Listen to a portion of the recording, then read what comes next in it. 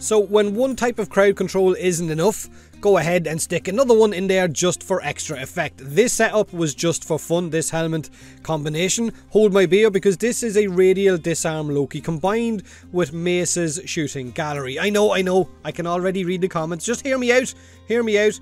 Total crowd controlled overkill.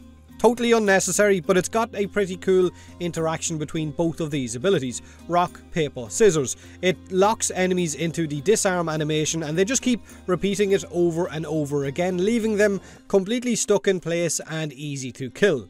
I mean, even with just shooting gallery on its own, enemies are trying to fix jammed weapons, but when you have no weapons to jam, only a sheave or a prova, it is quite funny to watch. Now, the irradiated disarm mod itself might not be needed for this setup, but it was still kind of useful to have just in case they did decide to run around and smack some shit. Now, since Loki is normally modded for as much range and duration as possible, it makes complete sense to have this type of ability, maybe not just this one, but this type of ability, which would be perfect for the Trickster. Although there is a downside to having shooting gallery on your Loki. A lot of Loki builds revolve around negative power strength, which means the damage buff that you would get from shooting gallery is going to be below the default 25%. I think mine for this footage was sitting at a 10% damage buff, but it wasn't really about the damage buff for me. It was more about the kind of fun interaction between both of the abilities. It was about that rock, paper, scissors animation. But if you did feel like you wanted to try this combination out, if you wanted to spend those resources on the helmet,